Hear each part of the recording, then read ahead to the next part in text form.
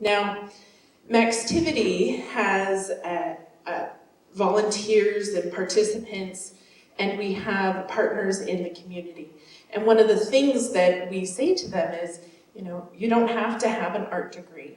Don't have any formal art lessons, that's okay. Don't even own any art supplies. That's all right too. Come in, we have those art supplies. They're donated to us from the community. And we get all kinds of donations. We get fabric, fine art supplies, we get paints and pastels. But last year, we got a really unique gift, Glory. Now, Glory is a Kinetic sculpture. It's a 5-seater, road-ready, 20-year-old machine. And it has been raced in many Kinetic sculpture races. And it needed a home, you see, because Kinetic sculptures actually seize up if they're not used, if they're not maintained. And we decided, hey, this might be a good project for us to try.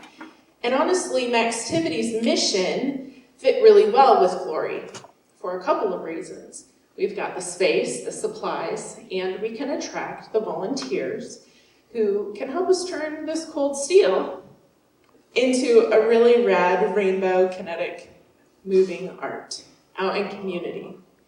So this is in 2022. Last summer, we got Glory in July. In June, and then in July we raced it. We really only had a couple weeks. And 94 pairs of hands helped us to design, decorate, paint, and pageant this sculpture. Now, one of the things I have to tell you is that Glory is huge, and it requires a full crew if you're going to do some of the challenges in a Grand Kinetic sculpture race. So I sat there behind that little rainbow, and one of the things that I learned from this was that you don't go anywhere super fast unless you are going downhill. And there are many different races that happen in Corvallis' Da Vinci Days Grand Kinetic Sculpture Race. One of them is a timed race. Another is a mud bog and a river float and a sand dune. And we participated in the timed race. We came in dead last, very, very last. But I have to tell you, the theme was looking up, and we actually came in best in theme. I think that's pretty awesome.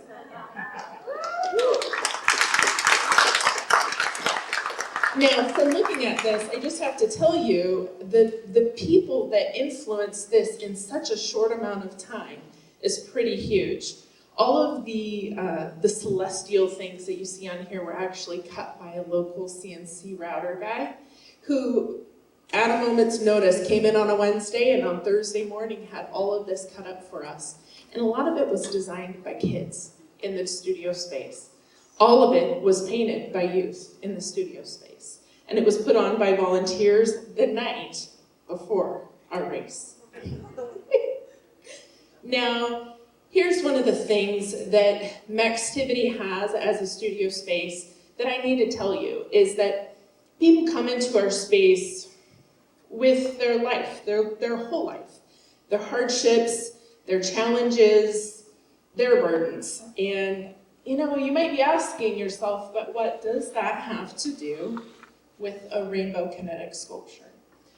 And the truth is that we're driven by our values at Maxtivity. We find that helps us to be sustainable, to keep the energy going, and that's really crucial in small arts nonprofits. So we use 3 different values to kind of check if a project is going to match our values, to match our mission. So I have to tell you, the first one is actually to focus on fun. And I met this awesome guy when he brought Glory over. Glory, her full name is Gloria the Skies. And he taught me how to use this poorly. I really am bad at it. But he's a genius with it, and he helps us solve all these problems. And this is Rick Lacey right here. So he's an event organizer for Da Vinci Days. And he's also an experienced kinetic racer. And he's always cool under pressure. And I asked him, because it was like getting pretty hairy, and I asked him, I said, how do you do this every year? This is so much work, all this pageantry, all of this, the costumes, you have to create a song, and, it's a lot of work. And he said, the truth is I want young people to see that adulthood can be fun, because if it isn't fun, then why have we done all of this work? And I think about that. He's kind of talking about those hardships that people come into the studio with. The hardships that the youth who come into our studio with, they face violence at home or in their community. They face hunger. They struggle with their mental health. It's not just us, the adults. So, really, fun and play is something kids already caught on to. But we as adults and as a community can do to kind of help address some of these issues that we all collectively share. Now, one of the things about having fun is that you kind of get to break the rules. There's no idea of how to do things. And one of the things about fun is it's emergent. It's coming out of you. You don't know what's next. And if everything's formal and exact and has to be a certain way, it just kills the fun.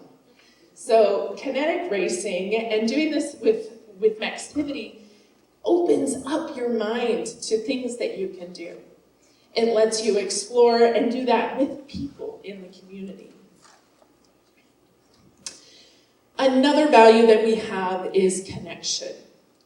And connection, especially after the pandemic, can feel worn out. We can get fried from being around people all the time. So I'm really talking about quality connection and what that actually looks and feels like. So in our space, we have tons of supplies. We have people who are able to bring big energy to big ideas, and people who are really great at logistics and design and planning, and people who have that artistic vision. It may not be the person to finish the project, maybe start it, but we also need the types who can fix and tinker, because having a kinetic sculpture means that there's no shortage of problems to fix.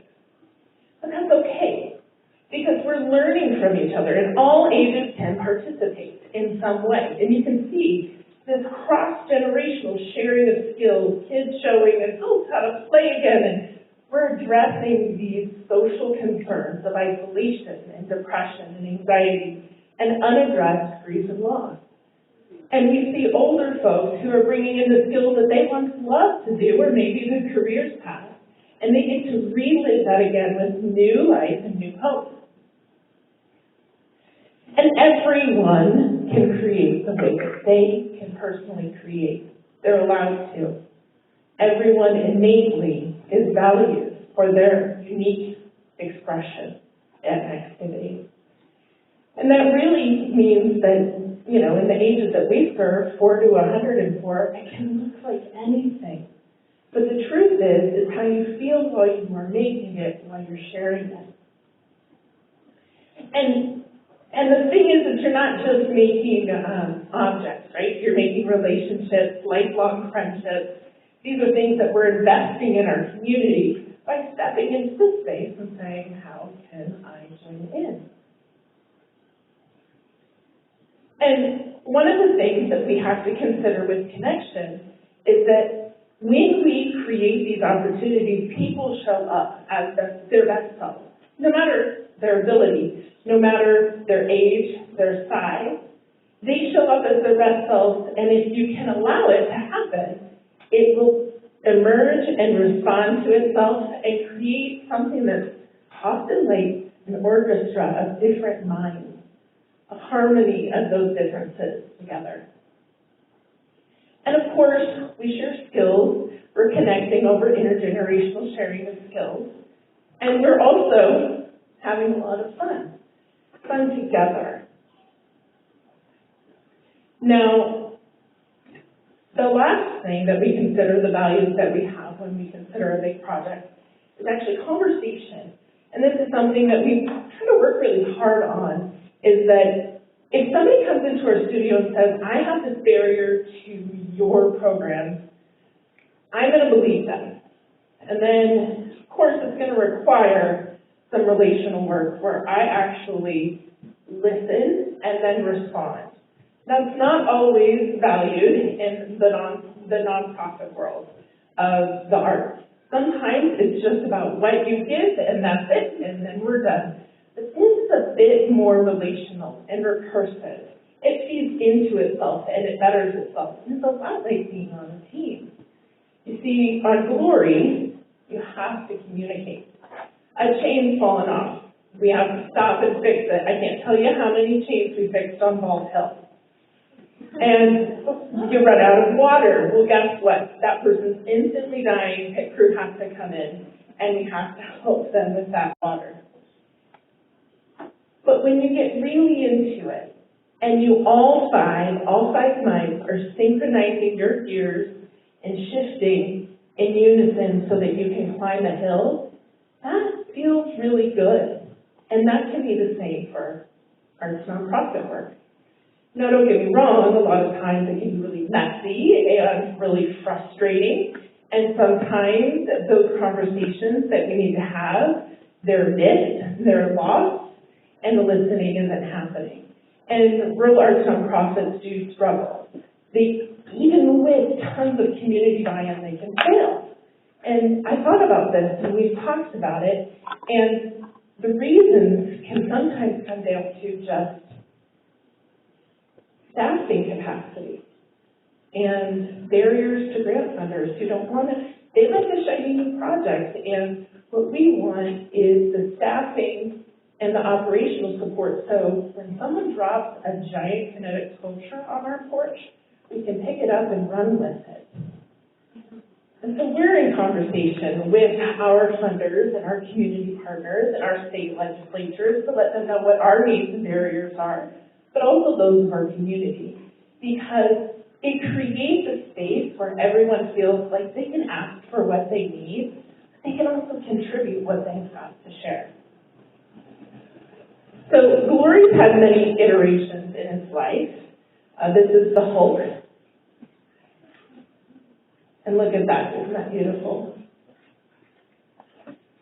And when you think about the lives that Glory might have touched in the 20 years it's been around, and Maxtivity in our 4.5 years, it makes me think of the children's poem, Lincoln, Lincoln, and Nod. When the moon asks, why are you here and what do you wish for? And Lincoln, Lincoln, and Nod are casting their golden and silver nets out over the stars to catch them, and I think about all those stars that are connected by those nets as different passionate creators that I've met, passionate creators of the past and the ones to come in the future.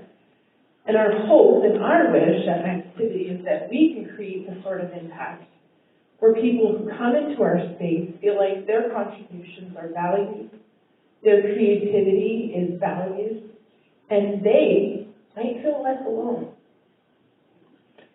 Now, creativity and art, both words that you could label as anything, really can be emergent, meaning coming up out of the imagination.